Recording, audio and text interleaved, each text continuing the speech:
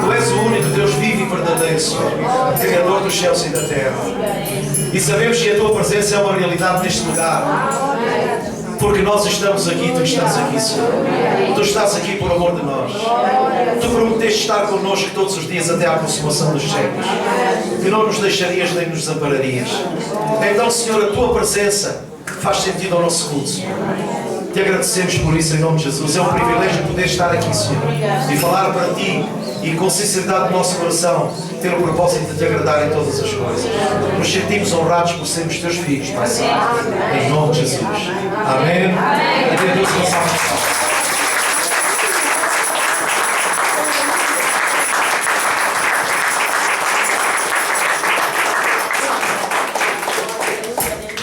Podem sentar, irmãos, amém? É sempre um prazer de ver irmãos e é sempre um prazer estarmos juntos, não é? É uma bênção. A Bíblia, na verdade, promete que se quiserdes e me ouvirdes, comereis o bem da terra. E não há melhor bem do que este, irmãos. Amém? Não há melhor bem do que este, do que nós partilharmos o amor de Deus e o amor de uns para com os outros. A Bíblia diz que o nosso amor seja sincero, não é? A Bíblia também nos ensina que o amor é o vínculo da perfeição. Então aperfeiçoemos-nos em amor. Amém? Glória a Jesus Cristo. Deus é muito bom. Eu tenho uma palavra muito breve esta manhã, porque nós temos ceia, temos celebração de ceia. Eu não quero ser muito enfático na palavra, mas não podia deixar de trazer aquilo que Deus colocou no meu coração desde quarta-feira passada. Quarta-feira passada, no grupo familiar, como é normal, o Espírito de Deus se moveu e o irmão Mando trouxe uma palavra pertinente para nos agraciar acerca da mansidão, do amor, acerca da humildade, ou seja, características de um verdadeiro cristão, um verdadeiro seguidor de Cristo. Amém? E a dado passo, o irmão Amândio tocou em certos e determinados pontos que mexeram comigo, mexeram no meu íntimo. E quando falou na humildade, na mansidão, veio ao meu coração uma das mensagens mais poderosas da pessoa de Jesus Cristo, que foram as Beatitudes, ou seja, que foi o Sermão do Monte. O Sermão do Monte, se vocês se debruçarem sobre as Escrituras, ele é realmente uma bênção e Irmão, isto aqui dava para um curso bíblico. Um curso bíblico. E vinha partilhando esta manhã, nós também só sabemos falar acerca da palavra, e vinha partilhando esta manhã com o irmão Barrinho e com a irmã Saltina, porque normalmente eu venho primeiro com eles, de manhã gosto de estar aqui de manhã convosco, e então foi um prazer porque o irmão Barrinho testemunhou algo que se passou com ele no sábado, foi ontem, na sexta. Algo que se passou com ele na sexta, que depois a tempo oportuno ele irá partilhar isso. E eu fiquei feliz pela sinceridade do coração do irmão Barrinha. Porquê? Porque o irmão Barrinha reconheceu que a primeira coisa que reage em nós é a carne. Mas entretanto, irmãos, graças a Deus, porquanto nós somos filhos de Deus e o Espírito de Deus está em nós, e então Ele nos refreia. Ou seja, a Bíblia diz: irai-vos, mas não pequeis. Ou seja, o sangue fere, mas a tampa da panela não salta. Compreende? E então foi o que aconteceu mais ou menos com o irmão Barrinha. E então isso é para quê? Para que nós reconheçamos, isso é um consolo para nós, porque quando na verdade algo vem para nos provocar a ira, mas Deus não permite que essa ira produza fruto, nós reconhecemos que isto é obra do Espírito Santo em nós. Amém, irmãos? É obra do Espírito Santo em nós. A Bíblia diz que nenhum homem tem poder para domar a sua própria língua. É mal que não se tem. É mal incontido. Ou seja, nós não temos a capacidade por nós próprios de refrearmos a língua. Mas graças a Deus pelo Espírito Santo que Ele diz assim: cala-te! Porque por vezes vêm pensamentos errados à nossa cabeça, ou seja, vem um juízo errado à nossa cabeça, e se nós vamos falar esse juízo errado, nós falhamos, nós é que erramos. Mas como Deus não quer isso, Ele próprio se manifesta em nosso benefício, não permitindo que isso aconteça. E depois nós temos que ter a humildade de reconhecer que isso é obra do Espírito Santo em nós. Irmãos, isso é uma bênção, sabe? Nós às vezes também temos que saber tirar o lado bom das coisas más. Sabe qual é a garantia de que Deus não tira mão de nós? São as nossas imperfeições. Porque enquanto houver imperfeição em nós, Deus não nos larga. Porque Ele nos quer aperfeiçoar. E então Ele não abre mão. A Bíblia não diz que aquele que começou a obra em nós é fiel para terminar. Então enquanto a obra não estiver terminada, Deus não para de trabalhar em nós. para nós é um consolo. Nós temos a certeza que pela nossa imperfeição temos a certeza de que Deus não vai deixar-nos. Porque Deus nos quer cada vez melhores. Porque Ele sempre mostra que há um caminho a seguir e que há melhoras. Há coisas que nós temos que melhorar e que podemos melhorar, e isso é estimulante para nós. Ou seja, eu creio que todos nós temos o desejo de sermos melhores. É, não é? Nós temos imperfeições e temos desejo de ser melhores. Mas eu hoje quero falar acerca das qualidades do discípulo, de uma forma muito rápida. Eu queria que os irmãos abrissem a Escritura comigo em Mateus no capítulo 5. E queria que vocês ficassem com o sentido da Escritura de uma forma simples. Para quê? Para que nós possamos pôr em prática. Irmão, a Bíblia não é para nós a sabermos, é para nós a fazermos. Porque há muito boa gente que sabe muito da Bíblia e não faz nada. Mas há muito boa gente que pouco sabe da Bíblia, mas o pouco que sabe faz. E tem fruto dela na vida. Então essas pessoas têm muito para me comunicar. Aquele que muito sabe da Bíblia, mas nada faz, não conhece Deus. Porque só conhece Deus quem faz o que Ele diz. Porque Ele vai quê? Vai provar que realmente Deus é fiel. Como é que eu posso saber se Deus é fiel se eu não der a oportunidade de cumprir uma palavra para Ele a selar? Deus me dá uma promessa. Eu só vou saber se Ele é um Deus de palavra se eu der cumprimento a essa promessa, não é? Se eu esperar na promessa dele, a Bíblia diz que Ele é fiel para a fazer cumprir. Então a promessa só se cumpre na vida daquele que espera nela. Então ninguém pode dizer que conhece Deus se não esperar na promessa dele. Como é que Deus pode confirmar a sua palavra na minha vida se eu não a fizer? Como é que eu posso dizer que Deus é um Deus de palavra se eu não fizer a palavra e se Ele não a cumprir em mim? Amém? Há uma grande diferença em saber quem é Deus e conhecê-lo. Olha, sabes quem é Flantal? Sei, conhece-lo? Não, mas sei quem é. Há muita gente que fala de Deus desta forma. Eu sei quem Deus é, mas não o conheço. Amém? Veja o que é que Deus... pela manhã levantei-me e fui buscar esta Escritura porque ela não tem parado de trabalhar no meu coração. E era isso que vínhamos a partilhar no carro. Deus não me deu sossego. Porque a promessa tem de se cumprir. Aquele que procura encontra. Você quer receber a revelação de Deus? Procure-a. Que Deus se revelará assim, porque Ele tem prazer nisso. Mateus 5 diz assim: Jesus tinha vindo, como nós ouvimos o pastor João Carlos, no domingo passado, falando acerca das tentações e acerca do propósito do pão. O que é importante para nós? O que é que nos sustenta? O que é que nos alimenta? E porquê é que nós vamos ao deserto? Nunca nos esqueçamos disso. E Jesus vem dessa experiência. E Ele saiu o quê? Vitorioso dessa experiência. Então Ele, quando sai vitorioso dessa experiência, o que é que Ele se torna? Uma referência para aqueles que o seguem. Ouça uma coisa. Você passa por uma dificuldade na vida. Escute. Porque é isto que Jesus quer ensinar. Ele, depois de ter vencido, Ele começa o seu ministério. Porquê? Porque Ele já vem com o respaldo do seu próprio testemunho. Eu venci. E como eu venci, toda a palavra que sai da minha boca, ela é credível. Porquê? Porque eu posso tudo. Glória a Deus. Ele venceu todas as áreas importantes da vida. O desejo da glória, o desejo da riqueza, o desejo do milagre. Ou seja, Jesus não tinha poder para transformar as pedras em pães. Mas será que isso era prioritário? Porquê é que as pessoas às vezes procuram milagres quando o mais prioritário é a alteração de caráter? Glória a Deus. E então, Jesus vem dessa experiência e depois Jesus começa a ensinar aos discípulos acerca da vocação deles. A vocação deles. Depois da vocação deles, Jesus vem e prega por toda a Galileia e cura enfermos. Ou seja, Jesus manifesta a glória, manifesta o poder. E acima de tudo, irmãos, a cura não é manifestação de poder, é manifestação de amor. Porque Jesus curava por amor. E ainda hoje Deus hoje cura por amor, irmãos.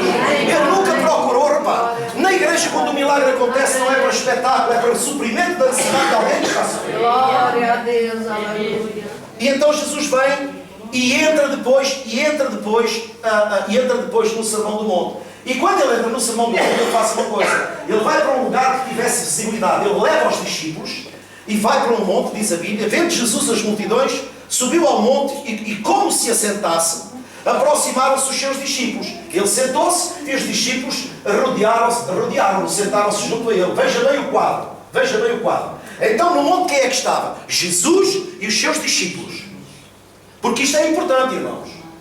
E depois diz assim, quem é que está aqui dentro desta sala que no seu coração, não é que não seja, mas que tem o desejo de continuar a ser discípulo de Jesus? Creio que todos nós. Então veja, porque isto é uma lição prática para nós. E Jesus diz a Bíblia, vendo Jesus as multidões, subiu ao monte e como se assentasse, aproximaram-se dele os seus discípulos. E ele passou a ensiná-los dizendo, o que é que Jesus estava a dar? Um ensino. Ok. E quando Jesus começa a dar este ensino, foi aqui que Deus começou a trabalhar comigo. Eu digo assim, não, espera lá. Porque quando nós lemos alguma coisa acerca de Jesus, quando Jesus fala, nós temos que procurar a razão pela qual Jesus falou o que falou. E a revelação vem daí. Porquê é que Jesus falou isto? Bem-aventurados estes, bem-aventurados aqueles. Ele estava-se a referir à condição de vida das pessoas. Não.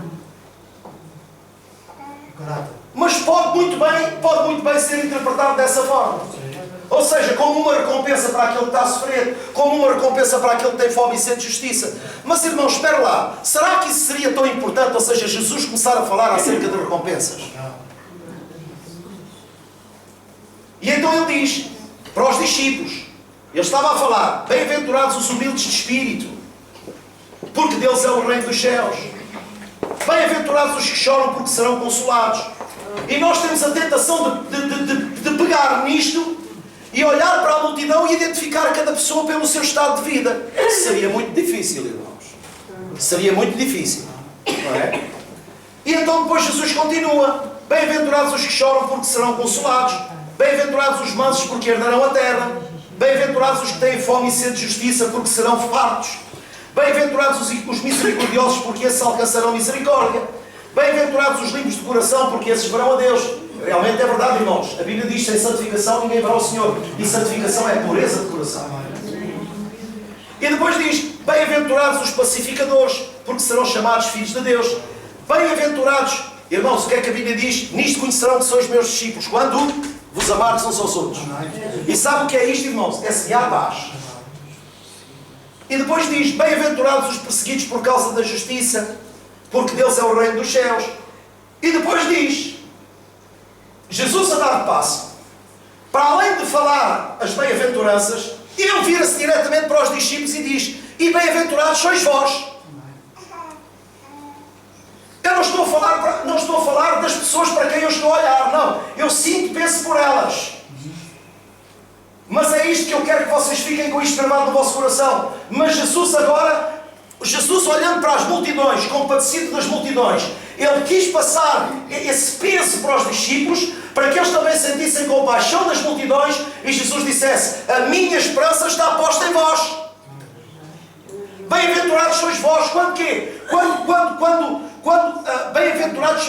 Bem-aventurados sois, quando por minha causa vos injuriarem e vos perseguirem, ou seja, na vossa missão, porque se tudo aquilo que eu faço pela causa do Evangelho, eu faço em nome de Jesus. E a bem-aventurança vem daí. Porquê? Porque a minha recompensa é essa. Eu sou uma pessoa abençoada. Eu sou uma pessoa abençoada pelo meu papel. Eu sou uma pessoa abençoada pelo meu trabalho. Eu não venho aqui para que Deus me abençoe. Eu venho aqui para que Deus me prepare para que eu seja uma bênção para os outros.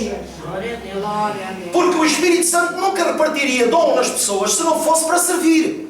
O dom não é para brilhar. O dom é para servir. Se você tem dom de exortação, sirva para que o Senhor brilhe na sua vida. Não é para que você brilhe, é para que o Senhor brilhe na sua vida. Se você tem o dom de uma palavra profética, fala essa palavra para que o Senhor brilhe através de si. Não é para que você brilhe. E então repara uma coisa, uma lâmpada não se acende para nós olharmos para ela. A glória não está na lâmpada. A lâmpada manifesta a glória, ou seja, nós vemos as coisas com clareza porque a lâmpada está acesa. Mas eu não vou valorizar, ai que lâmpada tão bonita. Não, eu vou dizer, olha que irmão tão bonito, porque a própria lâmpada enriquece a imagem do irmão. Então nós somos isso. E Jesus estava a consciencializar os discípulos do seguinte, olha, estas bem-aventuranças é o caráter que eu quero ver em vocês. E vocês só vão ser sal da terra e luz do mundo se vocês forem mansos, se vocês forem humildes, se vocês tiverem fome e sede de justiça. Porquê? Porque os valores que vocês têm são os valores que eu quero que vocês transmitam.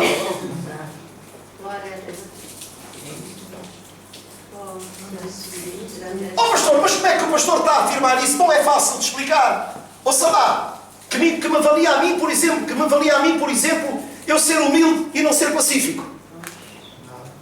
Então, as qualidades não podem ser individualizadas. Eu não posso olhar para uma bem-aventurança e valorizar uma característica, valorizar outra característica. Não, Deus nos quer completos. E então, para nós sermos completos, esta riqueza espiritual, estas qualidades espirituais é que nos vão completar.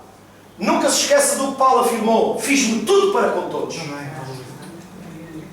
Não era Paulo ser fingido, era Paulo ter sido tomado destas qualidades. Para quê? Para que o objetivo de Jesus Cristo se cumprisse através do seu ministério: ganhar almas. De que me vale a mim, olha como Paulo dizia, de que me vale a mim ter fé que transporta os montes de um lado para o outro, se não tiver amor? De nada me serve. Então Jesus começa a transmitir para eles valores. E começa-lhes a dizer: olha, bem-aventurado este, abençoado é este, abençoado é aquele, abençoado o outro, abençoado o outro. E ele depois diz: abençoados sois, quando por minha causa vos injuriarem e vos perseguirem, e mentindo disserem todo o mal contra vós. Mentindo, ou seja, como vocês estão a fazer o bem, preparem-se, porque o mal se vai levantar contra vocês. Irmão, ouça uma coisa. Não tenha dúvida nenhuma, quando você se levanta para fazer o bem, o mal se põe. O mal logo aparece. Para quê? Para estragar o seu trabalho. Para ver se você diz assim: não vale a pena. Quantos de nós no passado dissemos assim: caramba, fiz bem àquela pessoa e aquela pessoa só me deu patada? Não vale a pena fazer o bem a ninguém. Vale, irmão. Vale, irmão. Não permita que o mal dos outros roube o seu bem. Irmão, nós façamos o bem, não importa a quem o façamos. Façamos o bem está feito. Nunca ninguém retribua mal por mal ou injúria por injúria. Esses foram os ensinos de Jesus. São esses os valores do reino para nós. E Jesus continua e diz assim, depois diz assim: regozijai-vos e exultai, porque é grande o vosso galardão nos céus, pois assim perseguiram os profetas que viveram antes de vós. Portanto, não é estranho. Se os profetas passaram a mesma coisa, se os profetas passaram isto, não tenham dúvidas, vocês também vão passar. Quando Jesus enviou os discípulos, o que é que ele disse? Ide 2 em 2, de casa em casa. Na casa em que vocês entrarem e se vos receberem, vocês permaneçam lá e digam: paz seja nesta casa. Mas se na verdade, se houver filhos de paz, mas se na verdade na casa não receberem, sacudam até o pó dos pés, sacudam, ou seja, não levem nada daí. Para que amanhã não vos venham acusar: hoje chegaram aqui até levar um pó. Percebem, irmãos? É porque o estado da igreja é assim: por onde passa leva tudo. Infelizmente. E então diz assim, depois Jesus passa e começa a quê? Começa a consciencializá-los da mensagem. Começa a consciencializá-los não só do valor, mas da importância e da responsabilidade deles. Olha, é assim.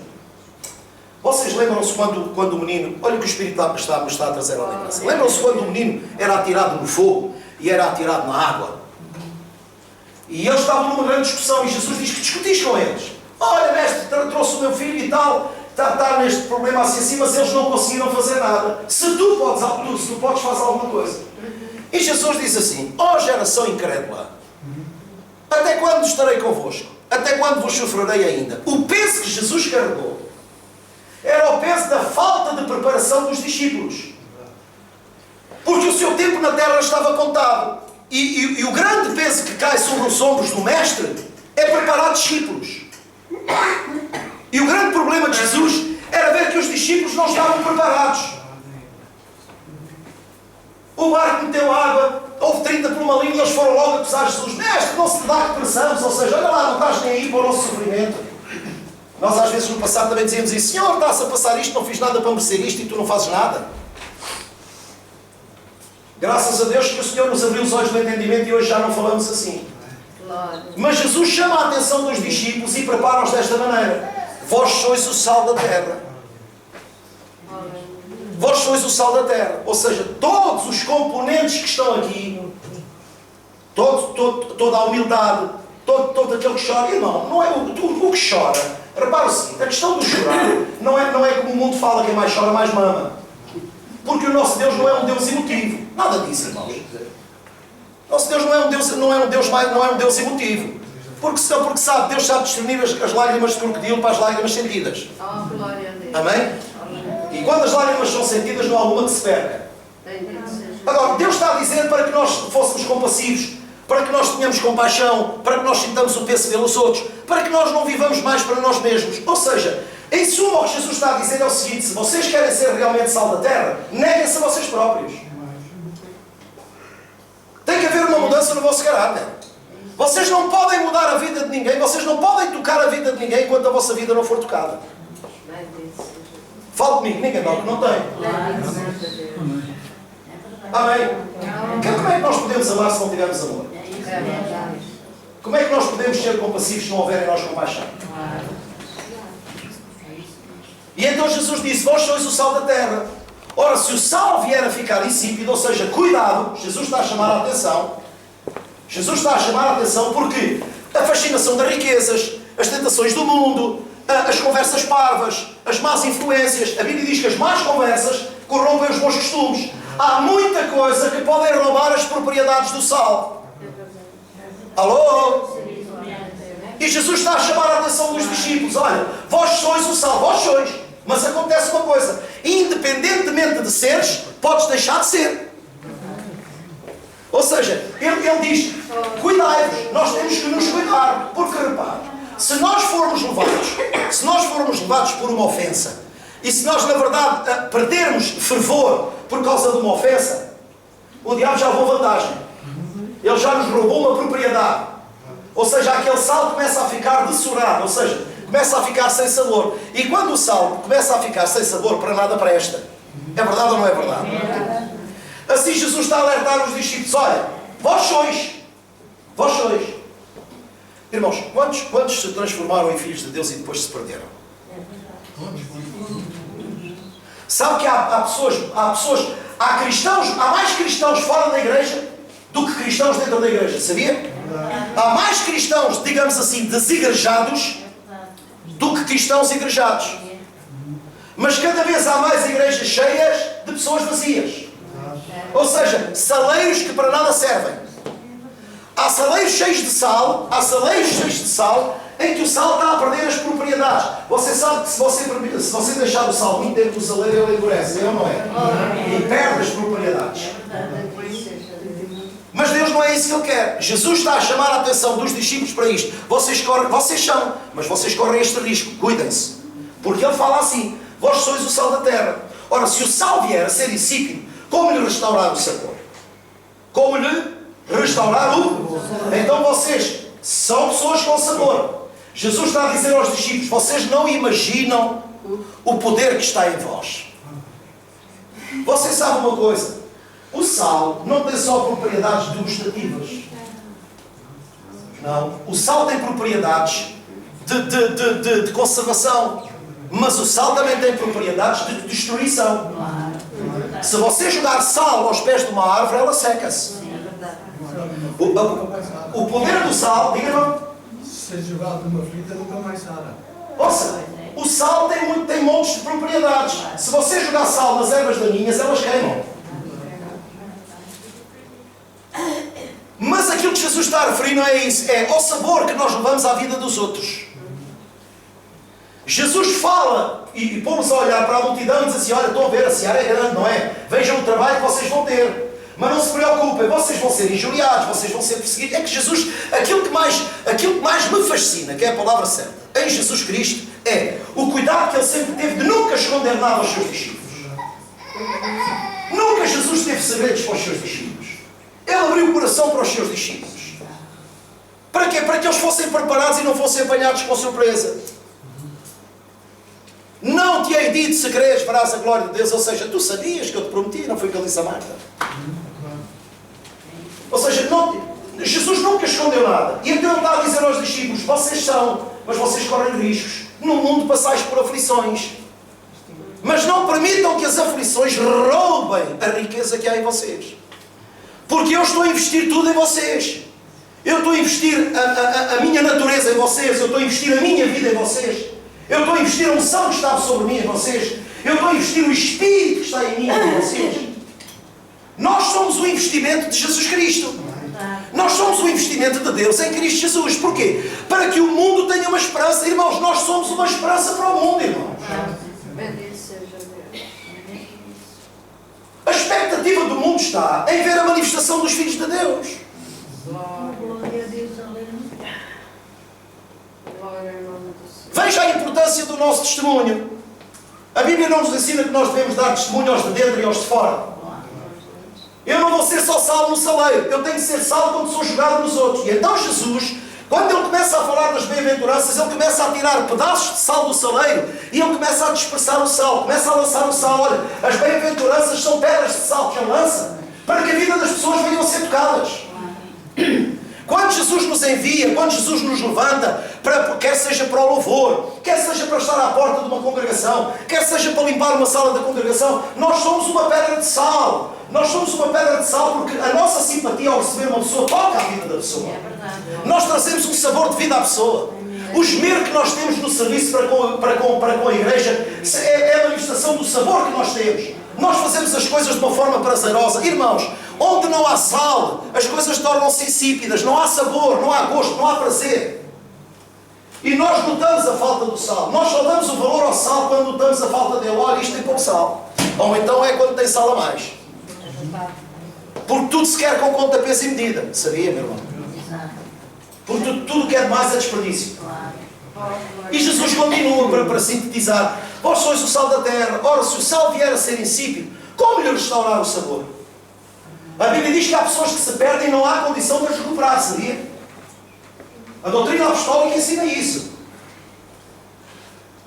A doutrina apostólica até ensina a certos determinados casos que nós nem oramos por eles. Porque são pessoas que não são passíveis de serem recuperadas. Nem tudo é recuperável. Sabe uma coisa? Nem todas as pessoas são passíveis de ajuda. Nós só podemos ajudar aqueles que se deixam ajudar. Por mais que nós queiramos, às vezes nós queremos fazer o bem a uma pessoa e nos tornamos um impedimento, um empecilho para ela. Logo lá vem aquele chato outra vez. Nós preocupados com a pessoa e queremos ajudar a pessoa, não precisa. Mas ela precisa. Mas não tem a humildade para aceitar a necessidade que tem. E então essa pessoa já não é passível de ser ajudada, irmãos. Por mais que queiramos, não é passível de ser ajudada. É verdade ou não é? Mas continuando a ler a Escritura, diz assim: para nada mais presta, senão para quê? Para ser lançado fora e ser pisado pelos homens. Olha, andou aquilo na igreja. Caramba, olha para aquilo, olha para aquilo. Queria ele ser sal para a minha vida e ele é um pãozinho sem sal. Queria ele tocar a minha vida, tu falas bem, mas não me alegras. Não, o mundo é que diz que cantas bem, mas não me alegras. Mas a verdade é esta, ouça uma coisa. Se eu não tiver um testemunho, prepara o seguinte: eu posso falar muito de Jesus. Eu estou aqui a falar muito de Jesus. E principalmente pessoas que vivem no mesmo meio. São pessoas conhecidas. As pessoas conhecem a vida umas das outras. Qual é o crédito de uma pessoa que fala de Jesus Cristo e o seu testemunho é péssimo? Como é que ela quer salgar a vida dos outros se ela própria não tem sabor na vida? Como é que essa pessoa almeja tocar na vida das pessoas se ela própria não permite que Deus toque na vida dela?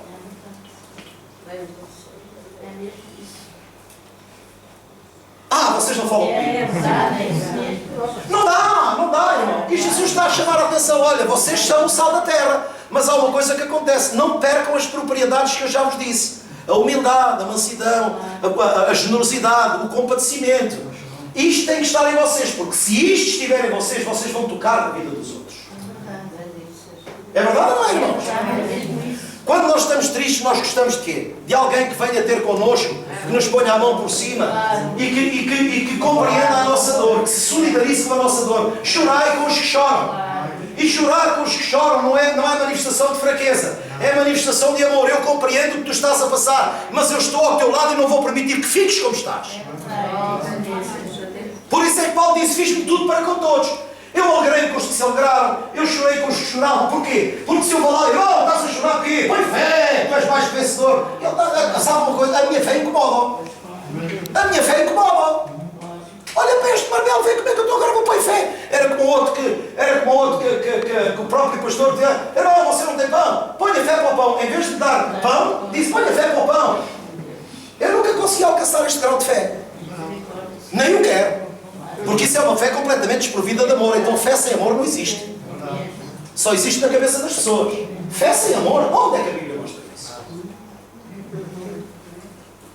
E Jesus continua. Vós sois a luz do mundo. Cuidado, vós sois a luz do mundo. E agora vos digo uma coisa. A luz não é para ficar oculta. Não, a luz é para revelar tudo o que está em oculto. E Jesus ensina isto, olha, vós sois a luz do mundo. Não se pode esconder uma cidade edificada sobre um monte. Mas sabe uma coisa? Jesus quer ensinar uma coisa muito mais profunda. Irmãos, o Senhor nos levanta, não é para que o mundo nos veja. É para que o mundo veja a Ele em nós. Porque se no dia em que no nosso coração subir a soberba de querermos ser estrelas, então ofuscamos a pessoa de Jesus Cristo e o fruto é nenhum. Quando o pregador, ou quando o irmão, ou quando o evangelista, ou quando seja quem for, que procurar o protagonismo, Deus não existe naquele lugar. Porque a estrela é aquele que prega. Quando na verdade não é assim. Se alguém tem que brilhar na igreja, é a pessoa de Cristo. Ele é que tem que brilhar na igreja. Porque é Ele que transforma vidas. É Ele que muda vidas. E então Jesus disse claramente, vós sois a luz do mundo. Vós sois a luz. Vós sois. Notem bem. Porquê? Porque a minha luz está em vós. Vós sois a luz do mundo. Não se pode esconder uma cidade edificada sobre o monte, nem se acende uma candeia para colocá-la debaixo do alqueire, mas no velador. E depois o que é que ela faz? Alumia todos os que se encontram em casa. Vocês são luz. Vocês são luz para quê? Para iluminarem a vida das pessoas.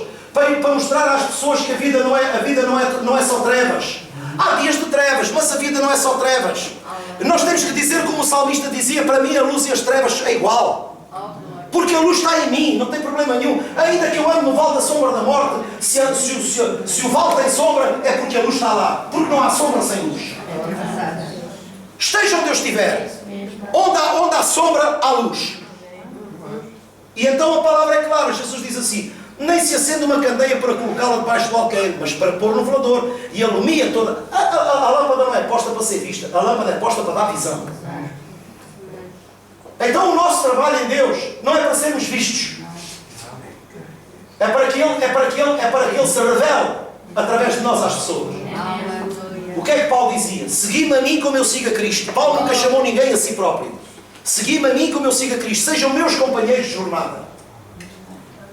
O Davi, quando chegou aqui, uma das primeiras palavras que eu dei ao Davi, nunca mais vou esquecer na minha vida. Aqui ninguém anda atrás de ninguém. Andamos todos ao lado uns dos outros. Glória a Deus.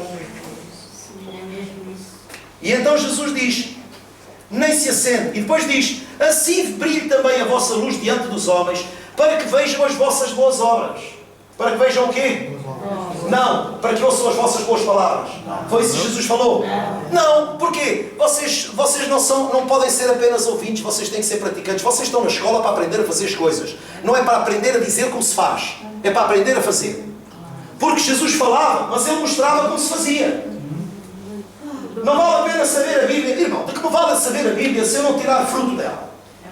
De que me vale eu saber as Escrituras se eu não as viver? Que exemplo é que eu sou para alguém? Falem comigo. Irmãos, às vezes eu fico bravo comigo próprio. Honestamente vos digo. Eu lavo a minha alma na vossa presença. Eu às vezes fico bravo comigo próprio. Porquê? Porque em tanta coisa ainda erro, em tanta coisa ainda falho, que eu fico bravo comigo próprio. Como é que eu reajo da maneira como eu reajo a certas e determinadas coisas? Sabe o que é isto? É examinarmos a nós mesmos. Por isso é que aquele que anda pelo Espírito de Deus não é discernido por ninguém, mas ele discerne todas as coisas. Porquê? Porque ele a si próprio se julga. E o nosso julgamento não é para sentirmos peso pelo erro. É para nós reconhecermos a oportunidade que Deus nos está a dar para nos aperfeiçoarmos. Amém? Amém. E então Jesus continua para terminarmos, diz assim, assim brilhe também a vossa luz diante dos homens. Para quê? Para que eles vejam as vossas boas obras e glorifiquem a vosso Pai que está nos céus. Então a minha vida só faz sentido se através do meu testemunho o nome de Deus seja engrandecido. A minha vida só faz sentido se o nome de Deus for exaltado. Graças a Deus, olha como Ele está, olha como a vida dele se foi transformada, olha como a pessoa... Irmãos, o melhor que está em nós, a maior riqueza que está em nós, somos nós mesmos. A nossa riqueza não é baseada naquilo que nós temos, nem baseada nos nossos discursos. Não é, eu posso ser uma pessoa rica, mas a minha riqueza não pode não tocar a vida de ninguém. Porquê? Porque se eu for rico e avarento, eu não vou partilhar da riqueza com ninguém. Mas se na verdade eu for uma pessoa rica de caráter, pela minha conduta eu vou tocar muitas vidas. Eu vou ficar apreensivo com a pessoa que sofre, vou ficar preocupado com a pessoa que chora, vou ficar preocupado com a pessoa que tem fome e sem justiça, e vou dizer: olha, não faças justiça pelas tuas próprias mãos, espera em Deus. E hoje eu entendo, irmãos, nós nunca devemos estranhar as provas pelas quais nós passamos, porque é necessário passar por elas. Para quê? Para que na verdade hoje nós possamos estar preparados para ajudar aqueles que também estão a passar pelas mesmas coisas. Porque falar da boca para fora é fácil. Não tenho problema, maior é Deus que está em nós e tal. Mas que garantias é que nós temos que maior é que Ele está em nós? Olha, porque eu já passei por uma situação idêntica e Deus se manifestou a meu favor. Se Deus se manifestou a meu favor, Ele não faz acessão de pessoas. Ele também se vai manifestar a teu favor. E então nós falamos com respaldo, com conhecimento de causa. Então diga para o seu irmão do lado esta manhã: tu és sal, irmão. Guarda-te. Guarda-te. Tu és luz. Tu és luz. Guarda-te. Para que ninguém apague essa luz em ti. Para que não haja tristeza que apague essa luz. Para que não haja problema nenhum que apague essa luz. Porque é muito fácil falar da boca para fora, mas Deus está à espera como é que nós reagimos no dia mau. Aí é que está, irmãos. E aí é que nós mostramos a diferença. No dia mau é que nós vamos ver quem é verdadeiramente seguidor de Cristo. Graças a Deus que os discípulos ainda tiveram discernimento de não saltar do barco para fora. No dia que o barco meteu água, até fiquei com a cabeça. Digo-vos uma coisa, irmãos, sinceramente. Eles estavam ao ponto, não é? Agora ia brincar, mas não brinco. Mas irmãos, como eles não se jogaram pela borda do barco fora, como há muito crente que faz. Sabe porquê é que os crentes fazem isso? Eles não são crentes, eles são carentes. Eles não conhecem Deus. Porque aquele que verdadeiramente conhece Deus, jamais o deixará. Aquela pessoa que conhece Deus verdadeiramente, jamais o deixará. Faça ao homem aquilo que fizer. Faça ao homem aquilo que fizer. Aconteça o que acontecer. Não foi o que Josué disse? Olha, vocês escolham a quem sirvam, porém eu e a minha casa serviremos ao Senhor. O que é que o Abacuque disse? Ainda que não haja fruto na malhada, ainda que não haja gado na malhada, ainda que o fruto da oliveira minta, o Abacuque: eu não estou aí, eu conheço o meu Deus, e Ele é o meu Deus, e acabou, ponto final. O que é que o Sadraque, Mesaque e Abednego disseram ao rei? Olha, rei, quanto a isso não temos nada que te responder, porque a nossa decisão está tomada. Se é para ir para a fornalha de fogo, vamos. Agora, uma coisa é certa: negar a minha fé, nunca. E o que é que aconteceu? Dançaram um marinho lá. E eles ficaram malucos. Mas estes indivíduos no meio do fogo ainda têm alegria para dançar. A nossa fé, o sabor que está em nós, as pessoas não conseguem entender quando é que o irmão está a passar uma dificuldade. Estão certo que Deus está aqui? Um de nós está a passar uma dificuldade. Mas no meio dessa dificuldade aparece alguém necessitado e o irmão está lá. Não tem dúvida, irmão. Deus é fiel. Deus é fiel. Deus está connosco. Deixa estar, irmão. Deus não te vai deixar nem te vai desamparar. Porquê? Porque ele estando a passar pela dificuldade, ele sabe que Deus não o deixa. E independentemente de ele não manifestar ainda não manifestar o fruto da graça de Deus, ele sabe que alguma coisa vai acontecer. E então o que ele está a passar não rouba a confiança que ele tem em Deus, e Deus ainda dá a capacidade de tocar a vida do outro. E o outro diz assim: tu estando a passar o que estás a passar, como é que tu me podes trazer palavras dessas? E então aí sai da nossa boca aquilo que Paulo dizia: o Deus de quem eu sou e a quem eu sirvo. E é isso que tem que estar no nosso coração. Nós temos que conhecer o Deus de quem nós somos e a quem nós servimos. Posso ouvir o homem da igreja? Vamos pôr de pé e dar a Deus uma salva de palmas. Glória a Deus.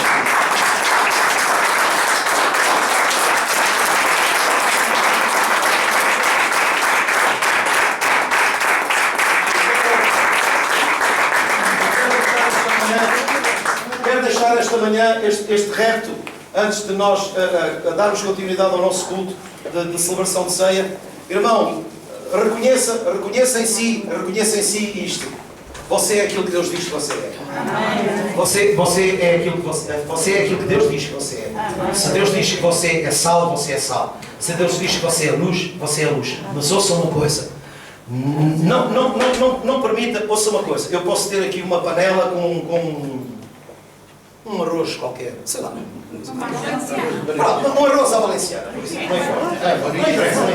Eu posso ter aqui uma panela com algo, eu posso ter aqui uma panela com algo preparado. E posso ter aqui um saleiro, E eu vou considerar esta panela o mundo. E vou considerar o saleiro a igreja. Este alimento só vai ser bom se alguma coisa saltar daqui para aqui. E este é o papel fundamental da igreja. Não fuja do mundo. Misture-se nele. A igreja tem tido um conceito errado de santificação. Santificação não é fugir do mundo. Santificação é não ser mundano. Nunca se esqueça daquilo que Jesus ensinou. Pai, eles não são do mundo como eu também não sou do mundo. Mas uma coisa Jesus não pediu. Não pediu para o Pai nos tirar do mundo. Pai, não te peço que os tires do mundo. Só te peço uma coisa, livra-os do mal. Ou seja, o nosso lugar é no mundo, é misturado no mundo. O lugar do sal é misturado com os alimentos. O lugar do sal é operar em qualquer coisa onde ele seja posto. Estou certo, irmão? Então, a nossa vida não faz sentido se nós não falarmos de Jesus. Somos sal insípido. Se a nossa vida não falar por nós, somos sal insípido. Para nada presta. Porquê? Porque nós não somos referência. A Bíblia no livro dos Efésios, creio eu que é em Efésios ou Filipenses, já não estou certo. O próprio apóstolo Paulo disse que a nossa conduta tem que ser vista como quê? Como luzeiros no mundo. Nós temos que ser luzeiros no mundo. Temos que ser uma referência para as pessoas. As pessoas têm que ter prazer em falar connosco porque nós somos transmissores de paz. As pessoas têm que ter prazer em falar connosco porque nós somos pessoas que levamos uma esperança. Eu penso que é no capítulo 4, por aí, ou Efésios 4 ou Filipenses 4. Filipenses 4, penso eu. Não é? E então isso tem que ser uma coisa que tem que estar presente no nosso coração. Se a luz de Deus está em mim, é que há pessoas que querem a unção de Deus para brilharem. Querem a unção de Deus para brilhar. A unção de Deus está sobre mim, eu tenho uma unção especial, e então toda aquela pessoa, que coisa e tal. É mentira, irmãos. A unção de Deus é igual para todos, nós temos a unção do Santo e sabemos disso. A unção está sobre nós. Nós podemos ter funções distintas para completarmos as carências da igreja. Agora a unção de Deus está sobre nós, ela é igual, o Espírito do Senhor é sobre nós. E o Senhor nos ungiu para quê? Para pregarmos a palavra. O ministério que nós temos, o ministério que é igual para todos nós, é ministrar a palavra, é evangelizar. E eu lanço aqui um desafio esta manhã, que o desafio que a nossa irmã Saltina lançou no princípio do ano, que nós nunca nos esqueçamos dele, ganhemos pelo menos uma alma para Jesus. Alcancemos pelo menos uma alma para Jesus Cristo. Que a nossa vida toque pelo menos uma pessoa para Jesus Cristo. Você quer ver esta sala cheia? Para a glória de Deus, salve uma alma. E você vai duplicar o número de pessoas que aqui estão. Não se entristeça, seja um vencedor. Ponha isso no coração, porque o Senhor colocou tudo nas nossas mãos. Tudo nas nossas mãos. Irmão, está tudo nas nossas mãos. Amém? Glória a Jesus. Vamos só inclinar a nossa cabeça. Glória a Jesus. Louvado e bendito seja o nome de Deus. Amém. Eu vou ler a Escritura. Deixem-se permanecer assim. Disse assim Paulo: assim, pois, amados meus, como sempre obedecestes, não só na minha presença, porém muito mais agora na minha ausência, desenvolvei a vossa salvação. Então a salvação é um processo. Desenvolvei a vossa salvação com temor e tremor. Porque Deus é que efetua em nós, a obra é dele, tanto querer como realizar segundo a sua boa vontade. Fazei tudo sem murmuração nem contendas, para que vos torneis irrepreensíveis e sinceros, filhos de Deus, inculpáveis no meio de uma geração perversa e corrupta, na qual resplandeceis como luzeiros no mundo. Paulo estava a apelar ao quê? À nossa conduta. À nossa conduta. O importante não é saber a Bíblia, é ter fruto dela. E o fruto fala por nós. Sermos pessoas mais compassivas, sermos verdadeiras pessoas de fé. Uma fé altruísta, não é uma fé em que a nossa vida é o centro do mundo. Nunca procure uma fé para que você dá 10 para que Deus lhe dê 100. Isso é uma fé egoísta.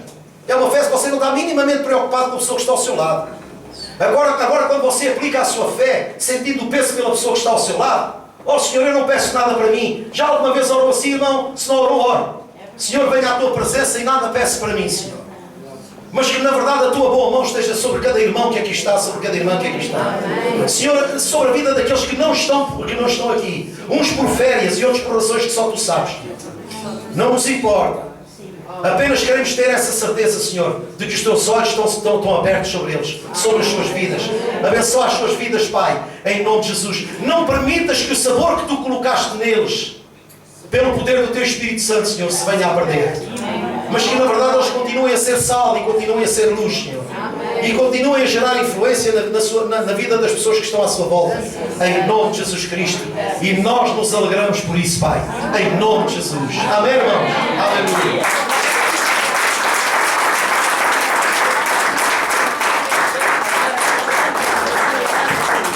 Glória. Podem se sentar um instante. Vamos receber a palavra para a Santa Ceia.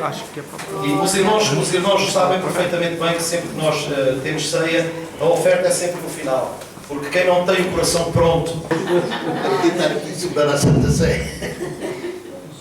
Deus é bom. Amém? Deus é bom. Vamos tomar a nossa ceia. Deus é bom. É maravilhoso.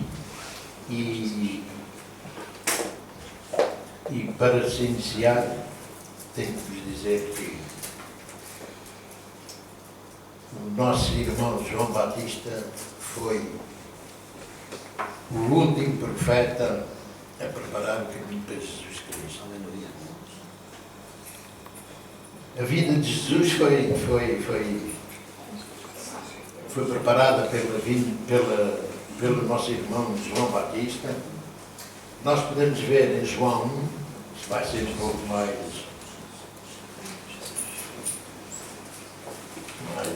acelerado.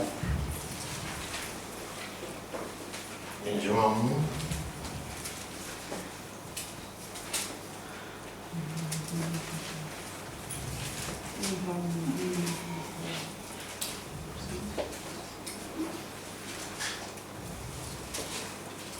diz assim, versículo 15.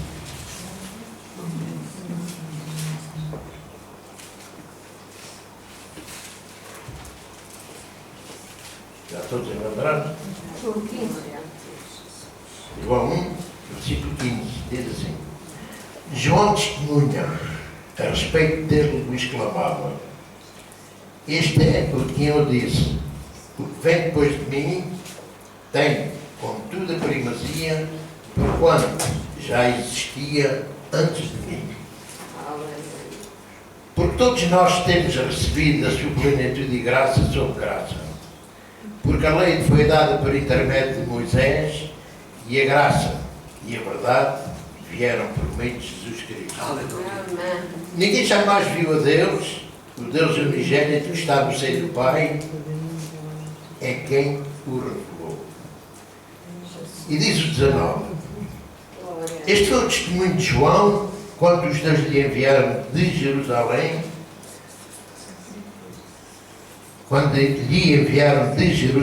sacerdotes e levitas, para lhe perguntarem: Quem és tu? Ele confessou e não negou. Confessou: Eu não sou o Cristo. Então lhe perguntaram: Quem és, pois? És tu Elias? E ele disse: Não sou. És tu o profeta? Respondeu: Não. E disseram depois: Declara-nos quem és, para que demos resposta àqueles que nos enviaram. Que dizes a respeito de ti mesmo? Então ele respondeu: Eu sou a voz do que clama no deserto. Endireitai o caminho do Senhor, como diz o profeta Isaías. Ora, os que haviam sido enviados eram de entre os fariseus e perguntaram: Então por que batizas se não és o Cristo, nem Elias, nem o profeta? Respondeu João: Eu batizo com água, mas no meio de vós está quem vós não conheceis, o qual vem após mim e do qual não sou digno de desatar-lhe as correias das sandálias. Estas coisas passaram-se na Betânia, no outro lado do Jordão, onde João estava batizando. Glória a Deus. No dia seguinte viu João a Jesus, vinha para ele e disse: Eis o Cordeiro de Deus que tira o pecado do mundo. É este a favor de quem eu disse: após mim vem um varão que tem a primazia, porque já existia antes de mim. E eu mesmo não o conhecia, mas a fim de que ele fosse manifestado a Israel, vim por isso, batizando com água. Amém? Amém. Podemos ver Isaías, se quiserem lá ir, veja rápido. Isaías 40, versículo 3, ao Isaías dizia: Vós que clama no deserto, preparai o caminho do Senhor, endireitai o ermo e vereda ao nosso Deus. Amém? Amém. Isto foi uma profecia de Isaías que se cumpriu em João. Amém? Amém. Então, após o batismo, Jesus necessitava de implementar o reino do Pai na terra. E a forma para a realização do plano de Deus foi o que é que Jesus disse.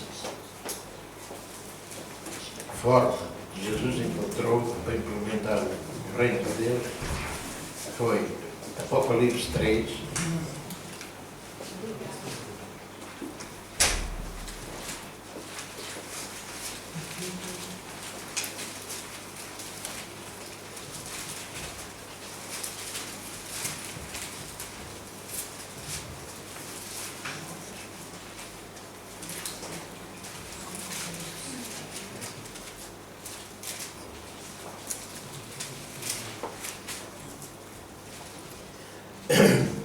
Apocalipse 3, versículo 20, diz assim, Jesus diz assim: Eis que estou à porta e bato.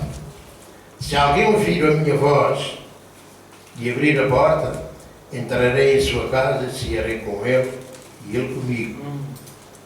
Ao vencedor dar-lhe-ei sentar-se comigo no meu trono, assim como também eu venci e me sentei com meu Pai no seu trono. Quem tem ouvidos, ouça. Espírito diz às igrejas. Já viram que Jesus é o Senhor. Ele tudo fez, tudo criou, mas Jesus é um gentleman. Aleluia. Ele não entra em casa de ninguém sem autorização. Por isso, meu irmão, nós temos que abrir os nossos corações para a entrada de Jesus. Ele não força ninguém. Ele bate à porta. E é a forma dele implementar o reino de Deus na terra é entrar em nós para que nós possamos fazer a obra iniciada, que ele iniciou em nós, e nós proclamarmos o reino dos céus aqui na terra. Amém? Glória a Deus. Meus irmãos, Jesus, ele não necessita da nossa autorização para entrar nas nossas vidas.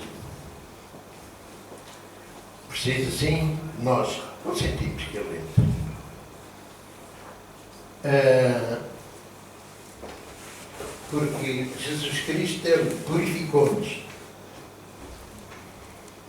Com o seu sangue precioso, ele purificou-nos.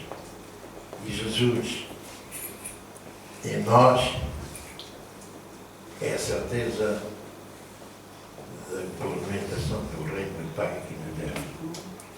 E eu gostaria que os irmãos se recordassem também, e recordam de certeza absoluta, que no princípio, quando foi na libertação do povo israelita do Egito, Moisés teve montes de problemas para levar o povo à terra prometida. Levaram 40 anos que, para lá chegarem, onde poderiam levar um mês. Mas foram muitas as exigências, muitas as rebeliões, tudo correu mal, todas as pessoas, enfim, já proclamavam, já reclamavam de tudo, por tudo e por nada. E uma das coisas que eles reclamavam era por pão. Mas Deus fez chover pão do céu para acalmá-los. Em Êxodo 16,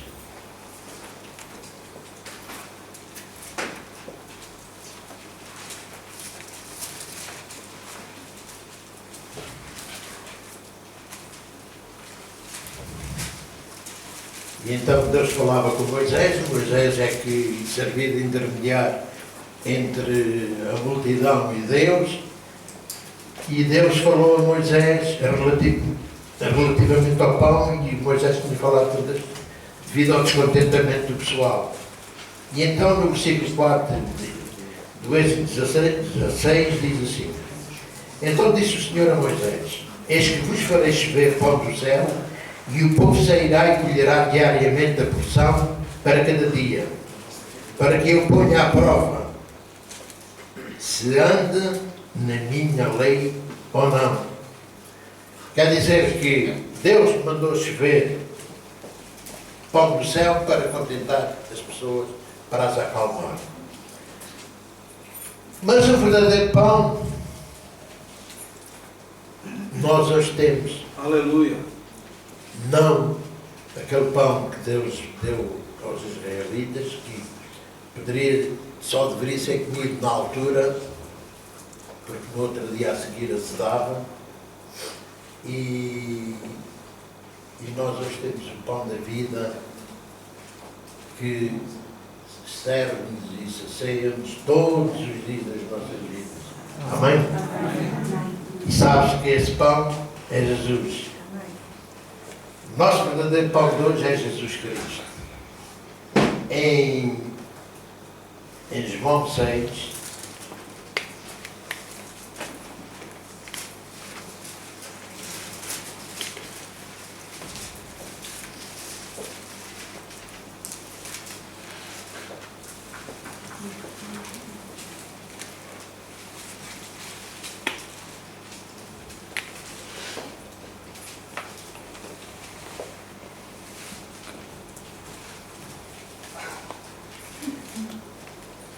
João 6, versículo 30.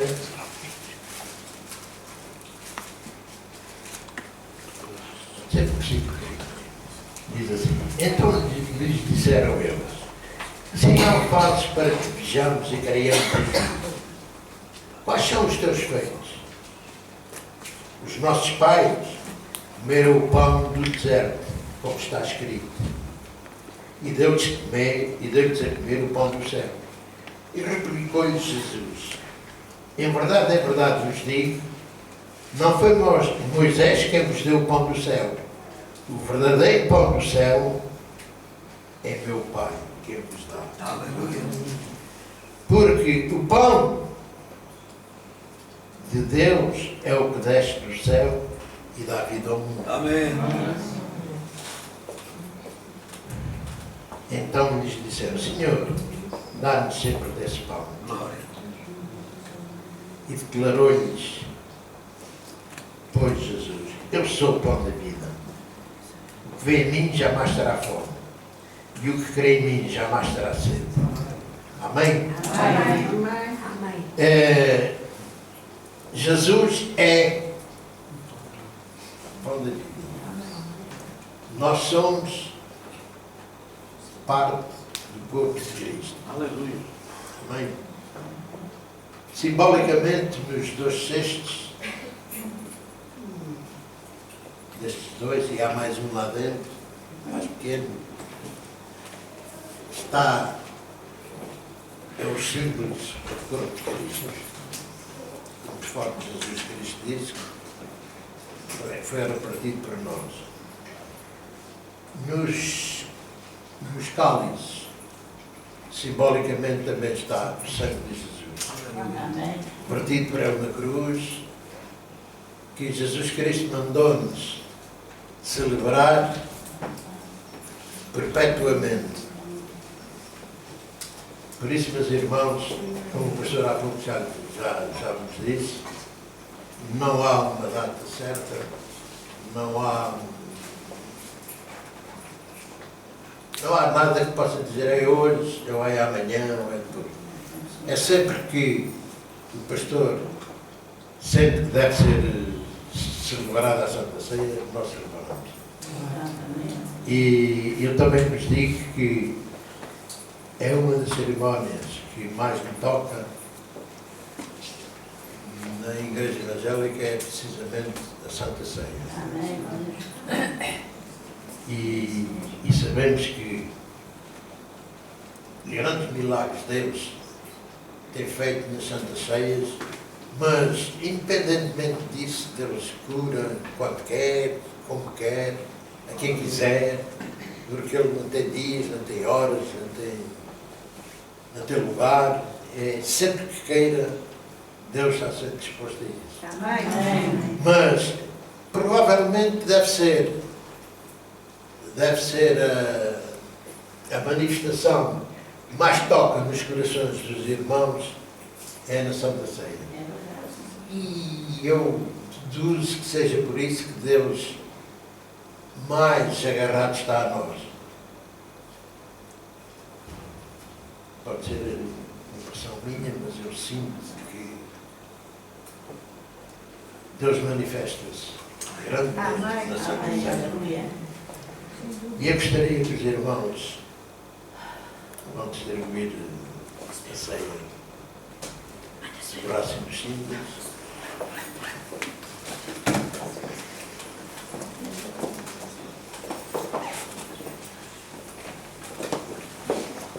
Bom, eu vou contribuir.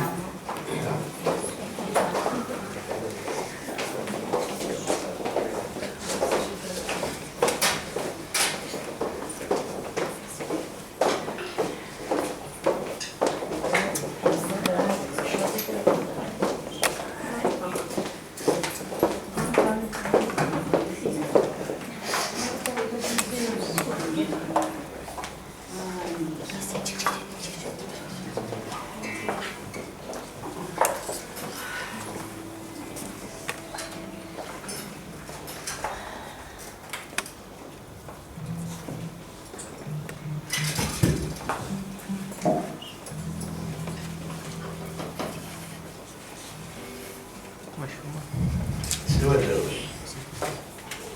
eis-nos aqui, Senhor, a tua presença. Nós te rogamos, Senhor, meu Deus, que os centros do pão, que simboliza o corpo de Cristo, mais os cálices do vinho, que simboliza o sangue do Senhor, sejas tu, Senhor, com as tuas poderosas mãos a abençoar. Só tu, meu Deus, és Senhor, e tens capacidade para que estes símbolos serem orados, eles que façam tudo aquilo, Senhor, que a tua vontade desejar. E nós queremos, meu Deus, que tudo aquilo que cada um dos meus irmãos desejar na sua vida, Senhor, seja feita a tua vontade na vida de cada um deles. Eu te rogo, meu Deus, que abençoe estes filhos. Por isso, meu Pai, graças te damos. Em nome de Jesus.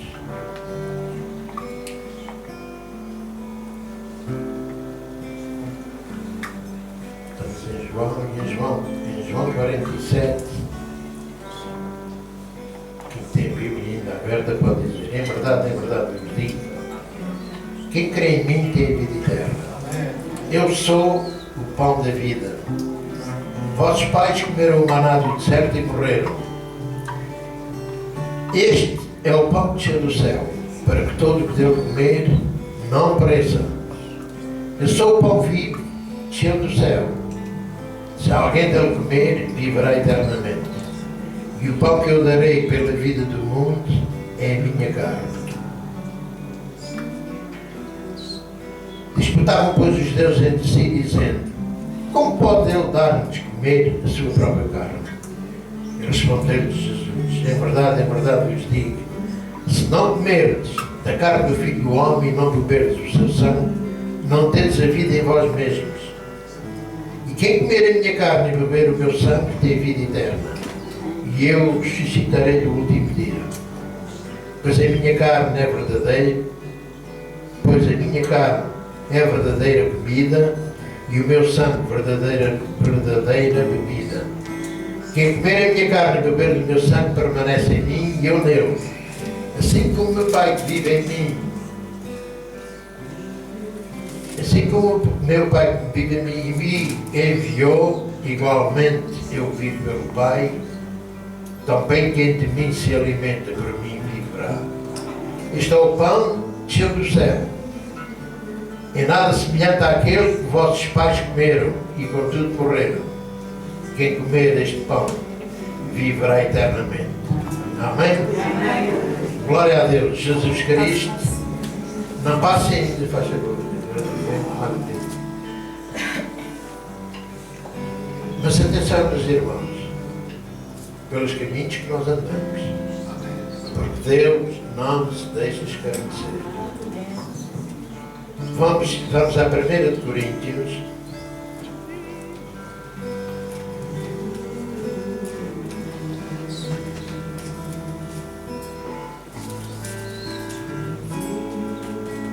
Coríntios 10.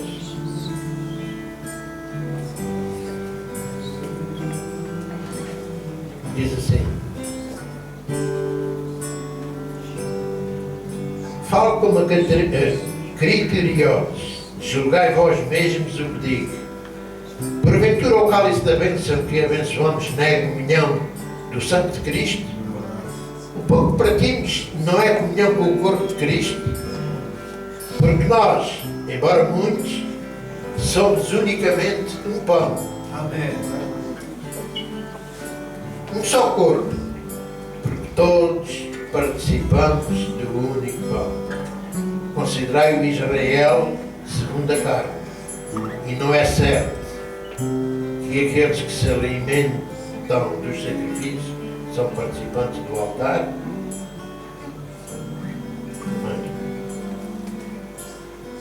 Por isso, no capítulo 11, para terminar,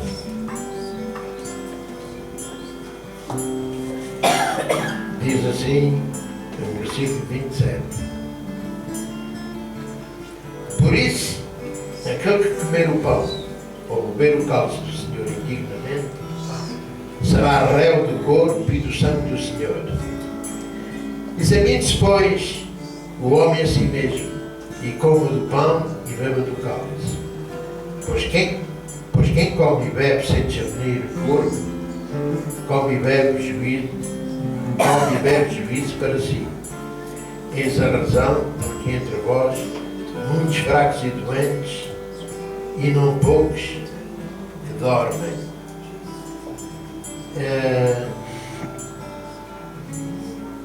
Nós aqui, em qualquer igreja evangélica, não temos ninguém, nem há confissões por ninguém, porque a palavra de Deus diz-nos: examine-se o homem a si mesmo. Nós, irmãos, é que temos que nos examinar, sabermos se estamos em condições de tomar a ceia ou não. Não é ninguém que vai dizer: você não pode tomar, para este motivo e para aquele. É um assunto pessoal, cada um com Deus resolve os seus problemas. Amém, irmão? Amém. E o versículo 23, ainda de Coríntios 11, diz assim: porque eu recebi do Senhor o que também nos entreguei. O Senhor Jesus, na noite em que foi traído, tomou o pão e, tendo dado graças, o partiu e disse: isto é o meu corpo, que é dado por vós. Fazei isto em memória de mim. Por semelhante modo, depois de haver ceado, tomou também o cálice, dizendo: este cálice é a nova aliança do meu sangue. Fazei isto todas as vezes que o beberdes em memória de mim.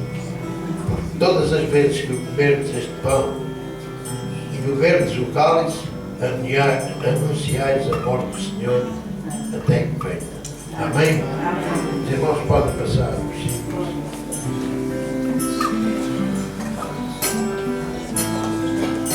E depois os irmãos receberem os símbolos, não tomem, aguardaremos todos uns pelos outros para tomarmos em conjunto. Tu és meu Senhor, Jesus, Tu és o meu Rei, pelo sangue da cruz, recebemos vida eterna, e exalto, cantando este louvor. Jesus, Tu és meu Senhor, Tu és meu Senhor.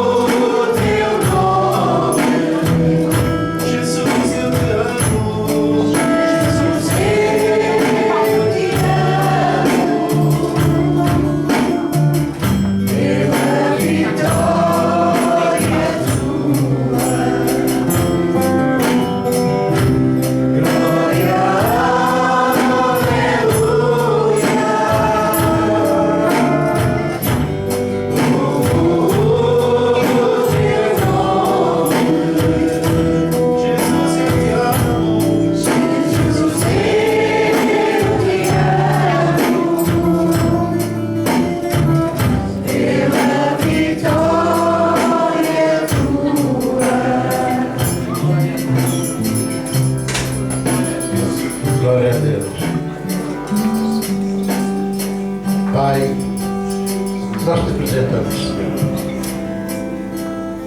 simbolizado o pão que é o corpo do Senhor Jesus. Nós sabemos que Ele foi maltratado, esfriado, chicoteado, Senhor.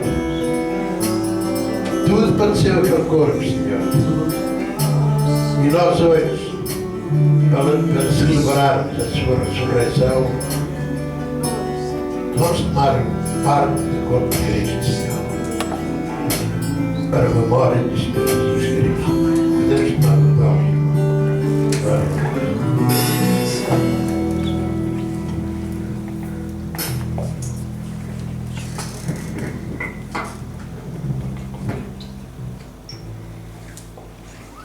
Semelhantemente, meu Deus, nós com o cálice, com este vinho precioso, Senhor, também está simbolizando o sangue do Senhor Jesus que verteu na cruz, Senhor. Foi um sangue que nos purificou. Foi através do seu sangue que nós hoje podemos dizer que somos teus filhos, Senhor. Amém. Este sangue maravilhoso de Jesus Cristo que derramou inútil, não foi inútil que Ele derramou, Senhor, mas foi para bem de toda a humanidade. Por isso, meu Deus, nós te dizemos obrigado, meu Deus, pela morte do Senhor Jesus Cristo na cruz e pela sua ressurreição. Glórias te damos, meu Pai, porque Jesus é o nome sobre todo nome. Amém. Glória a Deus. Amém.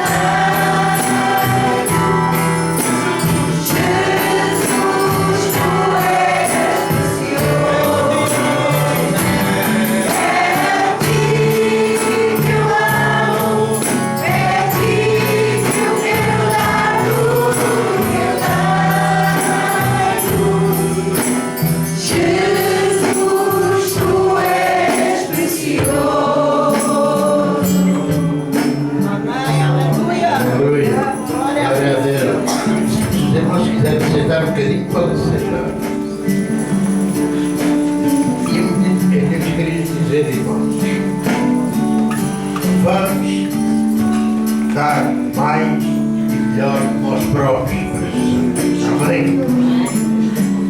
Para que o reino do nosso Pai possa ser cada vez mais agradecido e que a nossa santificação pelo sangue do Cordeiro perdure até à grande tribulação. Amém? E eu gostava de dizer, irmãos, abrir isso em Apocalipse 7. Não, 19. Apocalipse 19.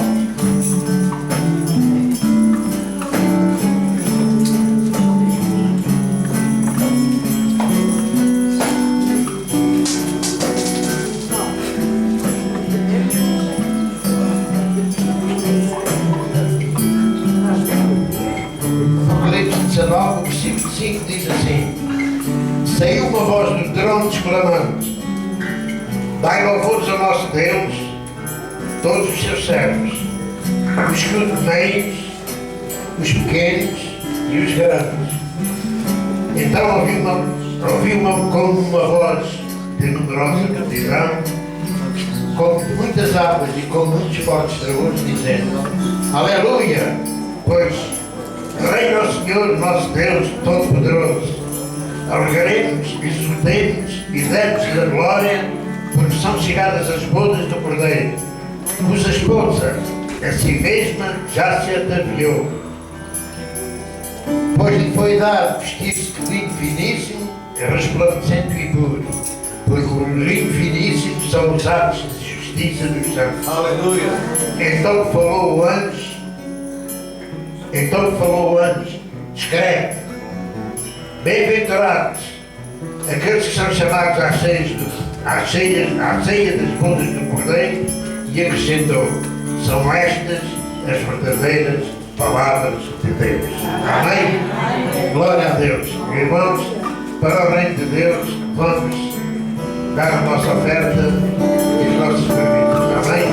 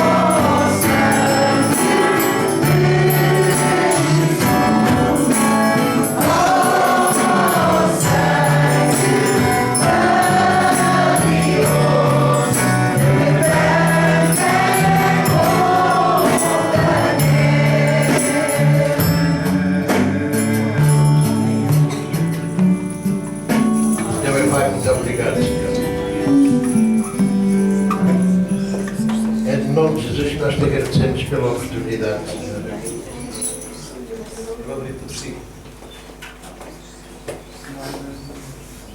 Pela oportunidade que nos deste, Senhor, esta manhã podermos contribuir para que o teu reino permaneça e que se fortaleça cada vez mais na terra, Senhor. Nós queremos, Senhor, que através destas ofertas, destas premissas, mais almas venham à salvação, Senhor.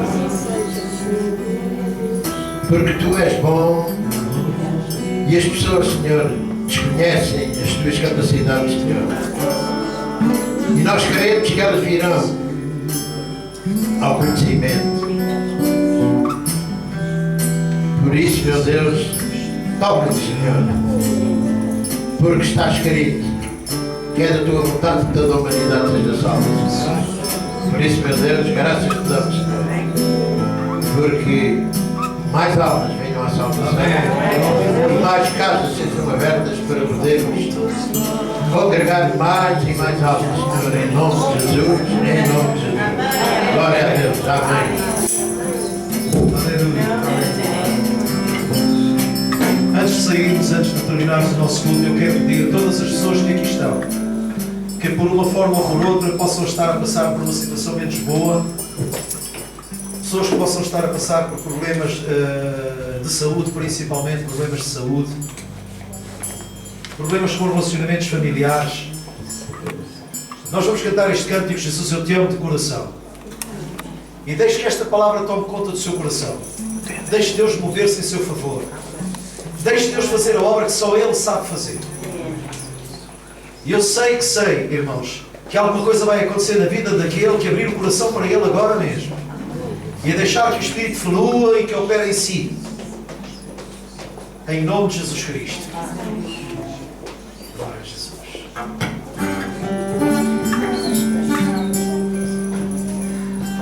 Jesus, eu te amo. Yeah.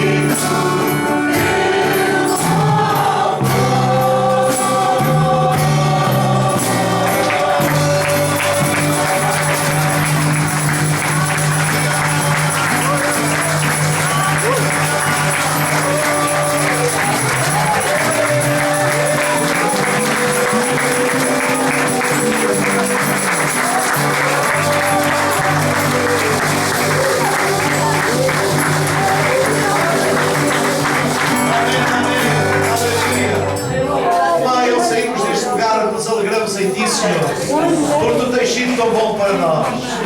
Em nome de Jesus Cristo, nós queremos agradecer todos os Teus benefícios. É Tu quem saras todas as enfermidades. És Tu quem perdoa todas as nossas iniquidades. Aleluia. É Tu quem livra o nosso corpo da morte e nos coroas de graça e de misericórdia. Louvado e bendito seja o Teu santo nome. Demos a Ele mais um aplauso para a sua